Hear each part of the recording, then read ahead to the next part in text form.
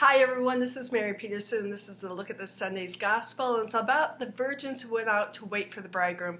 And 5 were wise because they had their flasks filled with oil, and 5 were unwise because they were foolish, because they had empty flasks. And I was thinking about the derecho that went through our community this last summer, and it just hit Cedar Rapids especially hard. I mean, taking out everything. Power was out for at least 10 days and for weeks, many weeks for many people.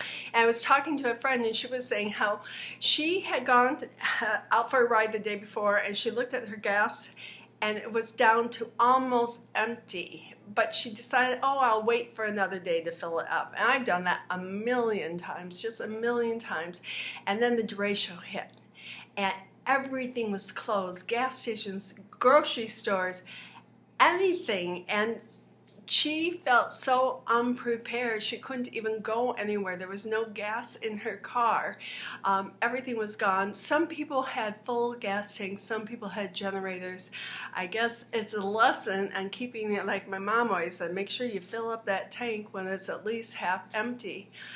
But today we have to think about our spiritual flasks. Are we filling our flasks with oil? And what would that be, that oil, in this time of uncertainty and a lot of angst over the election, over the pandemic, a lot of loneliness? What is that? Should we be filling it with? And I thought it's the theological virtues of faith, hope, and love. Our flasks should be filled with faith. And how do we fill it? Well, it's with our prayer. I think every single morning, if we can take that time to read the scriptures, to pray, and to really ask the Lord to fill us up with faith and hope. And our world needs hope so badly right now. We as Christians with full flasks, we should be the ones that continue to give hope to those around us, especially when they're hurting and they're lonely. That our hope is in Jesus Christ, not in any politician, not in anything else but in Jesus. And because of him and his resurrection, we always have hope. That should be in our flask. And then love.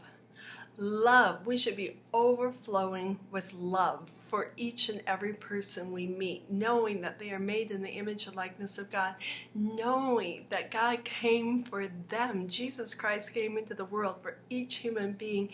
And so they need to see that we are overflowing with love, and that's only because we are rooted in Jesus Christ. So this gospel is a great message, is that we need to be prepared, and there are ways that we can fill this flask with oil, and it is through Jesus Christ. So until next time, keep on naming grace in your domestic church, helping your children to grow in faith, hope, and love.